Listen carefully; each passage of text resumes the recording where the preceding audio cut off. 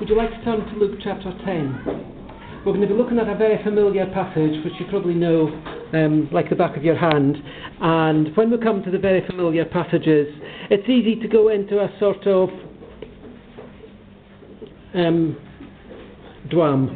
that's a Scottish word, into a sort of coma. Because you think, oh, I know this.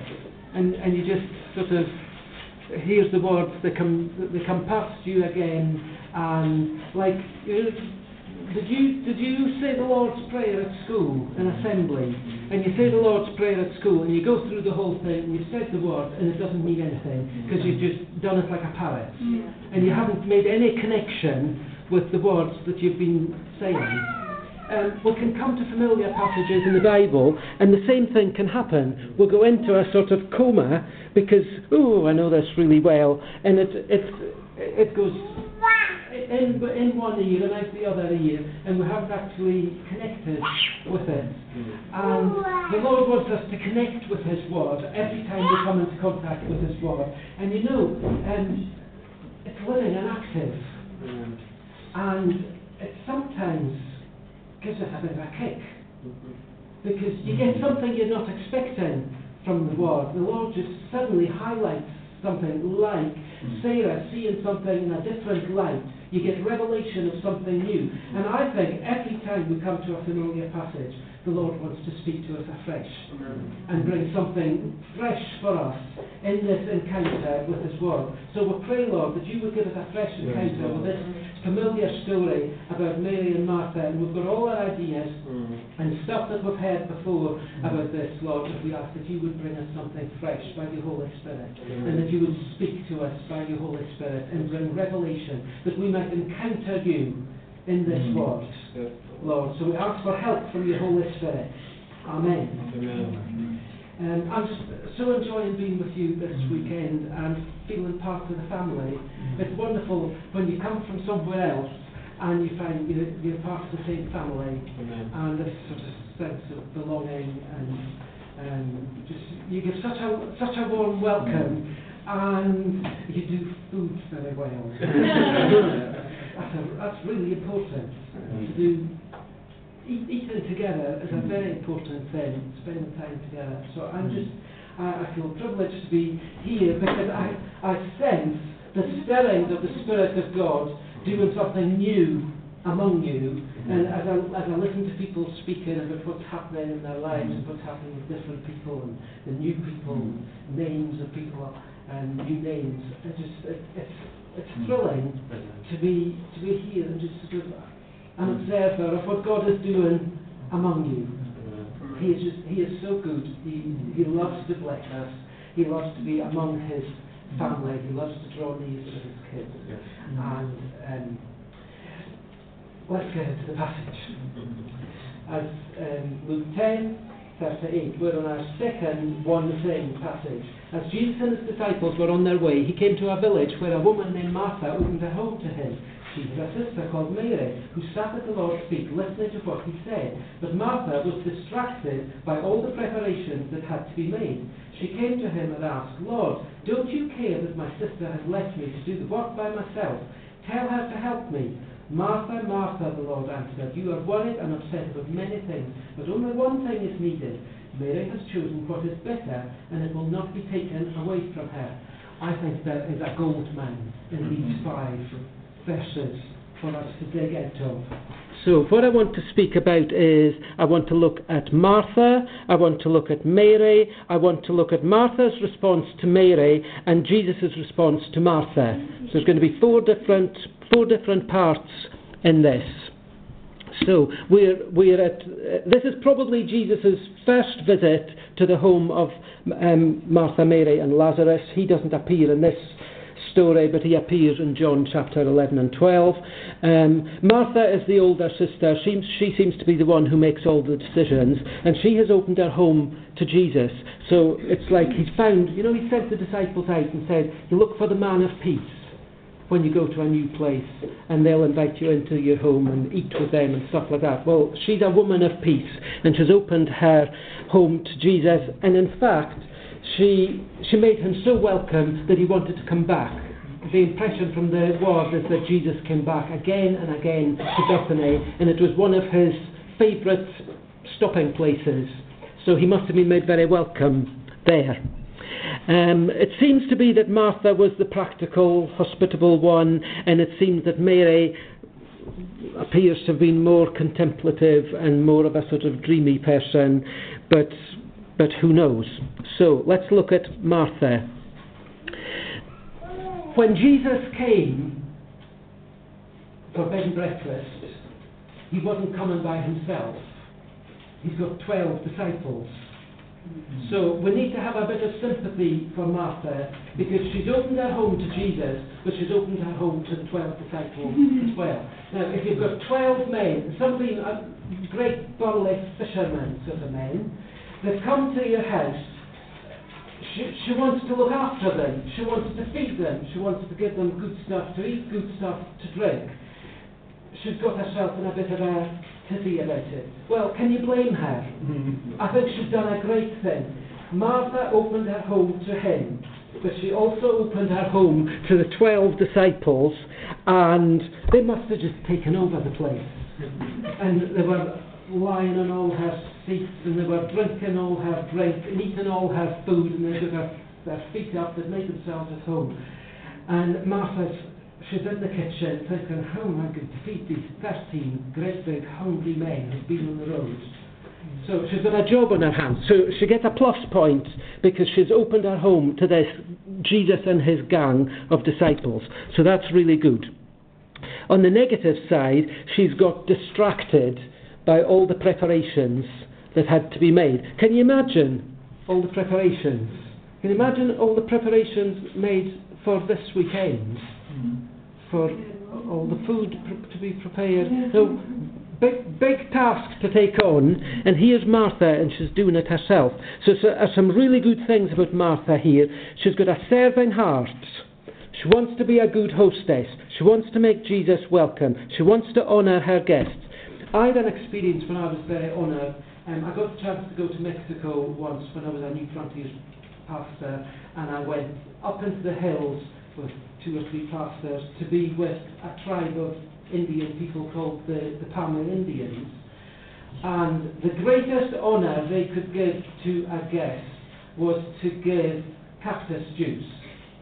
And they had to go up the hills, and they found this huge cactus plant, and they siphoned off. There was like this reservoir of sweet liquid down near the roots of this cactus plant. Don't know what sort of a cactus plant was. It was absolutely vile because it was so sweet it made you feel sick. Anyway, it was heated up and things were added to it, and this was the greatest honour that you could be given. And so I got one of those. I got a picture of the lady leaning into the cactus. Looked like man-eating plant. It looks like she was about to be swallowed up by this thing. But it was such an honour to be given this drink that honoured guests were given. That's what it was like for Martha, good old Martha. But she got distracted by all the stuff that had to be done. So in the dictionary, to be distracted, it comes from the Latin dis and trahere, apart, and to draw. So she had been drawn apart by all the stuff that she felt had to be done for Jesus and the 12 disciples that had come. And it led her to being anxious and worried about many things. It might be that she decided to lay on some sort of banquet for Jesus because she wanted to so honour him, whereas actually he would have been happy just to have a burger or a sausage roll or something, and she wanted to lay on something absolutely fantastic for him. So she took on many things, and she ended up feeling torn in different directions. Now, it makes you wonder, why was she doing this? There was a great tradition, there is a great tradition in the Middle East to be a good hostess, good host, and to look after your guests that come. So you see it right back to the days of Genesis, when somebody appeared in the desert they were very much welcomed in that his calf was killed and the best was done for them. So there was probably something like that going on. It may have been a desire to honour the guests, but it might have been, wrapped up in that can be a desire to impress the guests. So there could have been some sort of internal pressure going on in Martha that she wanted to make a good impression, because this was Jesus and his disciples. So I've got to put my best face forward. Sometimes we can feel like that. We've got to make a good impression. Sometimes we want to impress other people. Sometimes we want to impress the Lord. And if that happens, we get ourselves in a state, and we get upset because he knows the worst about us already. We cannot impress him, and we cannot cover up our weak points, because he sees us as we are. He sees us through and through with the strengths that we've got and the weaknesses, and he loves us just the same. So there is no point in trying to put on little fig leaves of extra hospitality to impress somebody. It's not going to impress. It's not going to impress the Lord at all. So she's in the kitchen. She's working hard. She's getting hot. She's got all the ovens going. She's getting sweaty. And the worst thing about it is she's in there all on her own. So you can. It's a great story to sort of enter into. You can imagine what she was feeling like. She's getting angry because she's having to do all the work. And where's my help? I'm doing all. I can identify with this because I have been there so many times in my life. I'm doing all the work. Who's going to come and help me? And sometimes, it might have been she was very difficult to help because she wanted things done in her way, and it had to be done properly. And she didn't want somebody making the standard less. And I can identify with that as well. In fact, there's an awful lot of Martha in me. I have struggled with Martha-itis for much of my life. So, here she is. Now, let's look at Mary. Oh, I have a question. What I think she did was, she took on too much. She made more of a meal of it. She really made a meal of it when it didn't need to be made a meal of. All she needed to do was be hospitable. So the question is for us, if we're getting hot and bothered, if we're feeling resentful about what we're doing, usually we can trace it back to we have taken on too much. We have taken on things that we think we should do, or we have taken on things that we think other people think that we should do, or we want to impress somebody else. When you're asked to do something, the response can always be, oh yes, I'll do that, because when someone asks us to do something, you feel important. Oh, I can help. It makes you feel good. I'll do that. So we can find we're being stretched in all sorts of different directions, and actually, it may be that the Lord has not called us to take on all these things, but we're taking them on because it makes us feel good about ourselves, or it makes us think other people think good things of us. So I think there was probably something going on like that with Martha. The enemy always wants to distract us from the one thing. It might be the one thing that God has called us to do. It might be one task that He's called us to do. But here the one task is spending time with Jesus. So there will always be distractions, and we need to learn to deal with the distractions. So, are you ready for Mary? It could be, you could say she was a bit selfish, she didn't notice what Martha was coping with in the kitchen. But Jesus didn't think that. Jesus didn't give her a sort of look, get in that kitchen and help. He didn't do that. In fact, he got her to stay there with him. So on the positive side, here's Mary. She's choosing to honour Jesus by putting relationship with Jesus first. Here's Martha. She's got the honour of Jesus in the house with him, and she's not spending any time with him. All she's doing is working for him. Here's Mary doing something completely different. She is spending time with Jesus, sitting at his feet. Now, she wanted to listen to Jesus. She wanted to make the most of his visit. She wants to sit at her feet. What she is doing, what Mary is doing, is breaking all the rules. All the cultural rules of the time, she's breaking them, and Jesus is allowing her. Because to sit at the feet of a rabbi meant being a follower of a rabbi. She is actually sitting literally at his feet. But it was an expression to be a follower of a rabbi. One expression was to sitting at someone's feet. The other one was to be covered in their dust, which was a Jewish expression, meaning you followed them, and as they walked along the road, they would be discussing, teaching as they went along, and the dust from their footsteps would be rising up, and the followers would get covered with the dust. That was for the men. Where Mary was in the room of the men. It's like she broke into the men's meeting this morning and sat there with the men. Kim tomorrow night at home is having a ladies' prayer meeting on Sunday night. And she stood up last Sunday and said, "No men allowed." Here's Mary, she's breaking through to where she should not be. It would have been all the disciples and the men with Jesus, and she's chosen to sit at his feet. And he is saying, "That's good. You're welcome here." So there's a lot of flighting of the conventions going on from Mary and from Jesus himself. And there's Martha through the back. Not a happy bunny.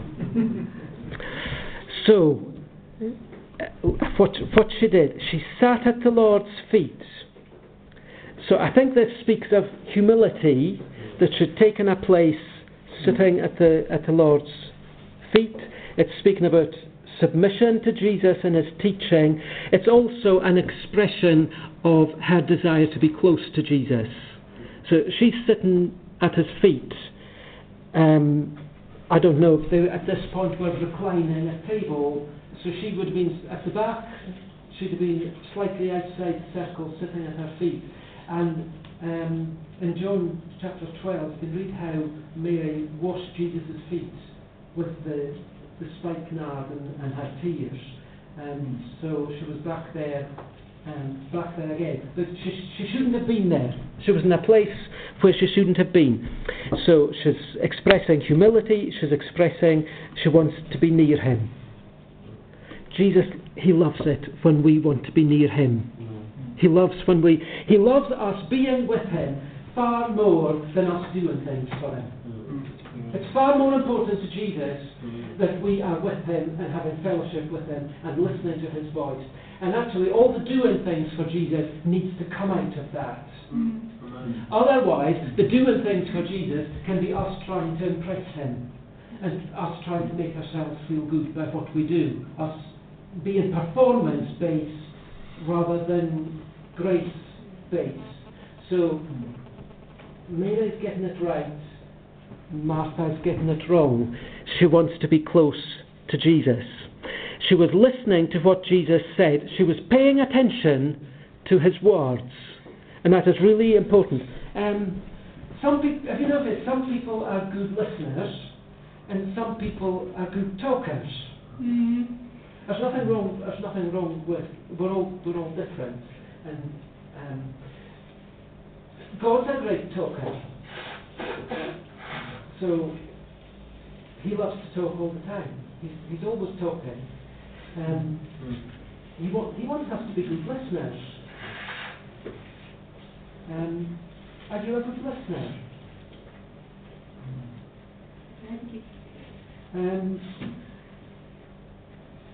We need to be good listeners. Right. How to listen? You need to stop what you're doing. You need to be still.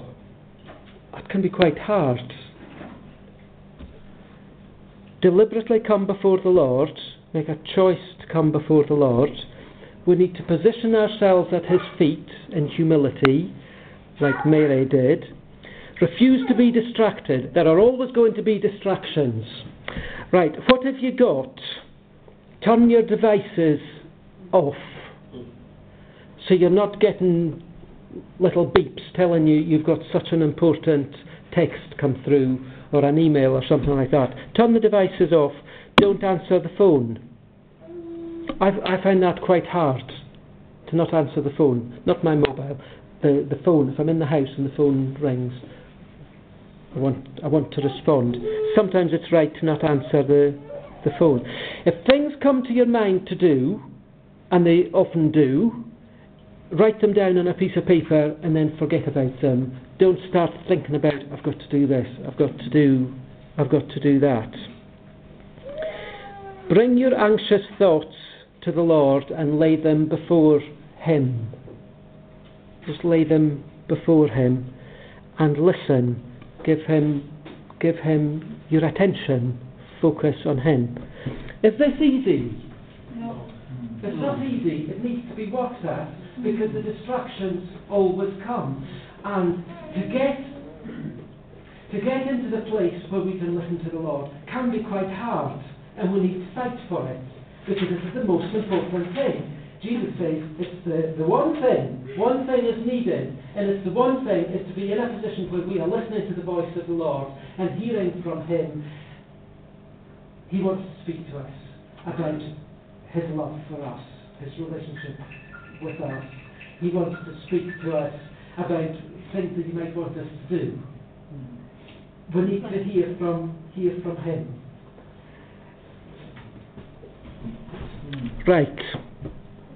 He speaks to me mainly through the words, but he can speak through like impressions or pictures that come in the mind. He very much speaks to me through the beauty of creation, the beauty of the sky, beauty of stars at night. We live in a farm out in the country, 8 miles out of Perth. There's no street lights. So when we come home, if in the winter we come home from an evening meeting, and you can just stand there and you can see the stars, and it is absolutely glorious. And you think, Lord, you've made all of these, and it makes you feel that big. You feel, I am really tiny, God is really great, and you just get a revelation of something of the bigness of our God and the greatness and the power of our God. It can be waves rolling in from the sea, it can be clouds, it can be different things, mountains that speak about the greatness of God, or it can be something really, really small, like the flower. Somebody was speaking to me about a flower, holding a flower in their hand and how beautiful it was. The Lord wants to speak to us, and we need to be good listeners. Right, so that's Martha, that's Mary. Martha's response to Mary, we've touched on this a little bit. Poor Martha, she's getting hot under the collar. She's getting more stressed with all the serving, much serving. 13 men to get cups of tea and cake for. She's baking, she's serving, and Mary's just sitting there, wasting her time, doing nothing. Now, this is how Martha reacts. Martha was distracted by all the preparations that had to be made. I don't know if they had to be made, or if she thought they had to be made. She came to him and asked, Lord, don't you care that my sister has left me to do all the work by myself? We are sorry she is for herself. Tell her to help me.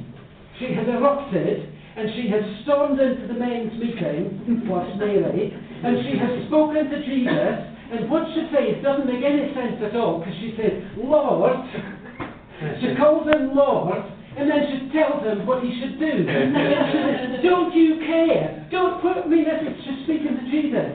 Don't you care? I'm doing all this work, and I'm baking you a fantastic cake out here, and I've got no help at all. Don't you care that she is sitting down there listening to you instead of helping me? Tell her to come and help me. And we must all be gobsmacked. What on earth is going to happen here? So she's saying Lord, and she's telling the Lord what to do. Have you ever tried that? We're calling Lord, and then in our prayers we're telling him what to do for us. So she is showing the opposite spirit of Mary, who is sitting at his feet, submissively listening. Martha is on her high horse, telling the Lord what he should be doing, and accusing him of not caring for her. I've done that as well. I've done that as well. You know, this Psalm 13 is, how long, Lord, will you forget me forever? And I remember going through a difficult patch some years ago, and I prayed that every day. That, Lord, will you forget me forever? Don't you care about what I'm going through? And of course the answer is yes, he cares very much. He cares with everything that we're going through, and sometimes there's really tough things that we'll go through. And of course he cares about everything that we're going through. And I don't think he's that bothered when we say, don't you care? I think he's big enough to take it. When Martha has blown her top, Jesus he's not perturbed by it. He just thinks, poor Martha, she's blown her top. I need to get the steam out of it a bit. And that's what he diffuses the situation for us, but he will not do what we're telling him to do. He didn't give in to Martha, it was her house. She was in charge of the house. He wouldn't say, okay, Mary, you've been long enough listening to me, you better do some helping. So it was a little bit of an embarrassing situation, but what was in Martha's heart just spilled out before the Lord. So there's Martha. It was not fair. I think stuff that's going on in our hearts, it's better out than in. It was better that she spilled it out to the Lord than she stuffed it down and put on a smile. It's better when we let it out and are completely real with the Lord. I don't think he minds.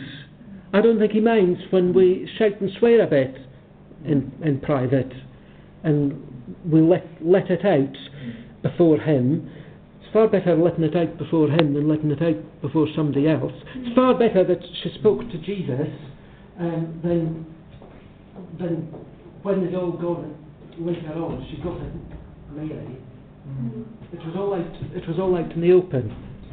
So there's Martha's response to Mary. I do identify with her, and I do feel sorry. I feel sorry for her, and I know I've been there.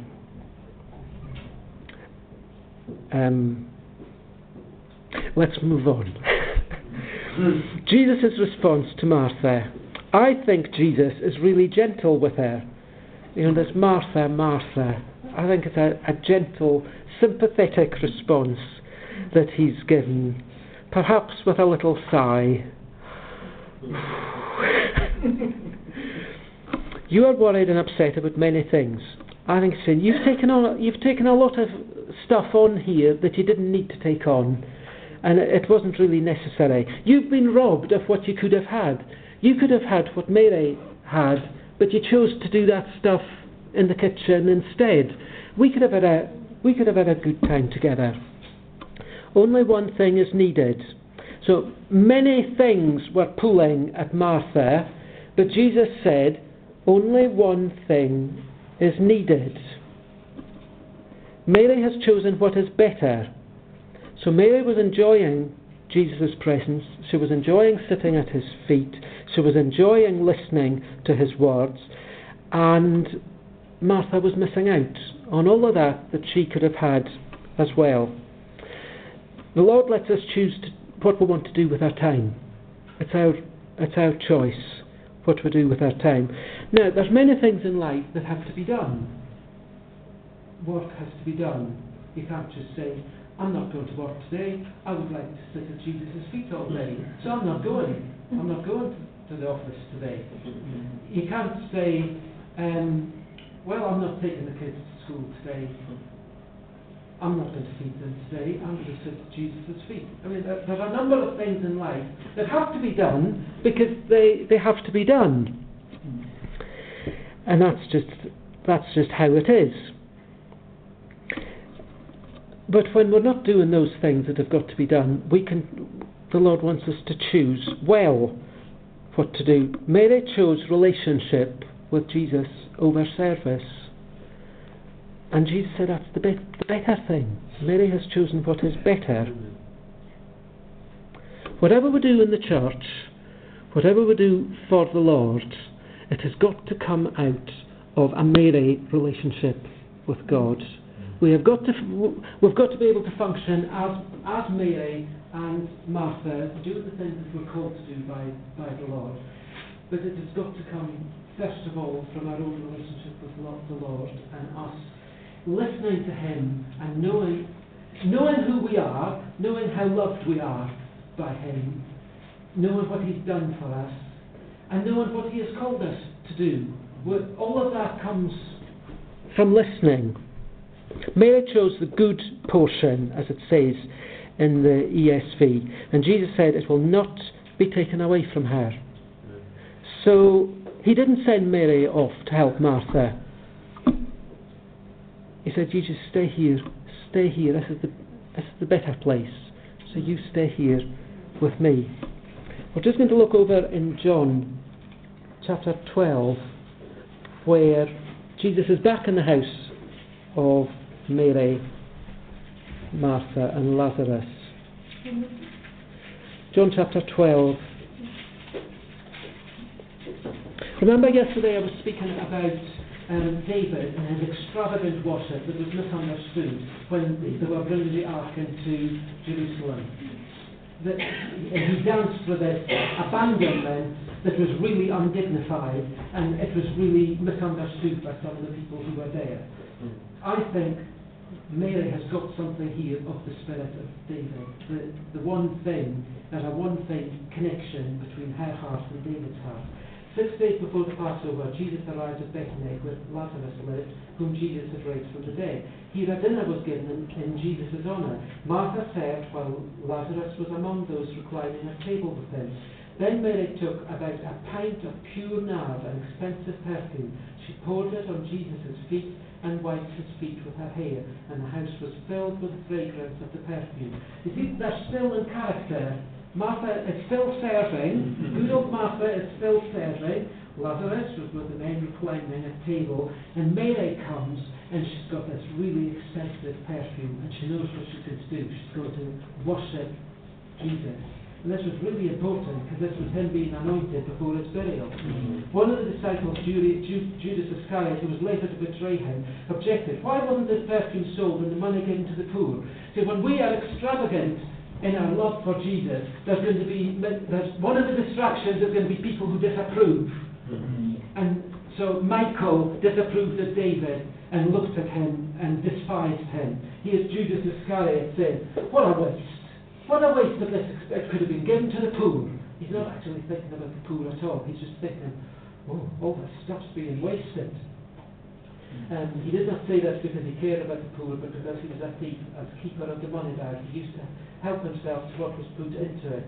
And Jesus said, leave her alone. It was intended that she should save this perfume for the day of my burial. You will always have the poor among you, but you will not always have me. And in one of the passages, it speaks about how this story will be told, for generations to come. This wonderful sacrifice that Mary has made for Jesus, and she poured out this, and she wept, and she washed his hair, she washed his feet with her hair, and for some of them there, it would have been excruciatingly embarrassing that Mary was acting like this, that she was.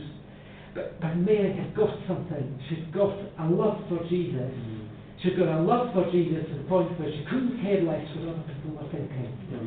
She was so caught up in what he had done for her that she was forgiven, that she was accepted, that she was welcome in his presence, that he'd given her dignity, and that she wanted to worship him. That was her living out the one thing. Jesus said she's chosen one thing and she's chosen the better thing, and that was her living it out. And he's calling us to be people of one thing. Yes, Lily. She's almost doing what we're doing now, no? Worshipping, falling in love with him. The difference is that it must have looked weird if he was still alive. Yes. So she would have been like adoring this man that wasn't her husband. Yes. You can imagine how people would have been looking at him. Yes. Anyway. And the Lord wants our people in love with him. He doesn't want people serving him. Yes, it's important that we serve him, and as we serve him, it's an expression of our love. But first of all, he wants us to love him. He wants us to love him. He wants us to worship him. He wants us to listen to him. He wants us to sit at his feet. He wants us to be close to him. And when I moved to Scotland 13 years ago, my dad was 77. He was very ill with heart and lung failure, and the Lord was very good because he moved me back to Scotland for the last year of my dad's life. And I was there. I was able to visit him up in Aberdeen, which was an hour and 15 minutes drive away. And I used to go to my dad, and with my brother and my sister, our secretary, we used to go, and we used to do things for him. So it got to the point where he couldn't even really write. He needed everything done for him. He couldn't write. So if there was bills to be paid, we went and we'd write out the cheque, and he would do a sort of scribble thing that looked vaguely like James Duncan. But in the end, towards the end, he didn't want us to do anything for him. He didn't want us to do the jobs. He didn't want us to tidy up the house. He didn't want us to pay the bills. He got to the stage where he couldn't care less if the bills were paid or not. He said, all I want you to do is to be with me. Amen. And when my dad said that to me, I heard my Heavenly Father saying that, all I want you to do is to be with me. And the stuff didn't matter anymore. The jobs didn't matter. All my dad wanted to do was be there and to be able to speak to us, speak about the past, to speak about my mother who died 40 years before, and speak about things that were really important to him. And it was one of the most special times in my life, that last year of my life. But I learned something. I learned that the Lord wants me to be with him more than he wants me to do things for him. This was a really, really important lesson. I know there's still a lot of Martha in me, wrong Martha in me. There's good Martha as well. But I'm learning. I'm learning to be one who sits at Jesus' feet. I'm learning to be one who drinks in his love for me and drinks in his grace and enjoys it and spends time, wastes time in his presence rather than being a worker. It's good to be a worker for the Lord. But where's the work coming from? It's got to come out of a heart of love. And he's calling us to deeper intimacy with him so we can enjoy him. And then the work that we do for him, it doesn't even feel like heavy work. Because it's coming out of a heart of love for him. So my prayer for me is, Lord, make me more and more amazing. More of an extravagant, undignified, even misunderstood worshipper of you. I want to be a lover of you first and a server of you second. And Lord, may you do that for all of us, Lord. May we fall more and more in love with you and have more intimacy with you and learn to sit at your feet and drink in your life-giving words and your freedom-giving words so that we can enjoy the relationship with you, the rich relationship with you that you are calling us deeper and deeper into. So help us, Lord.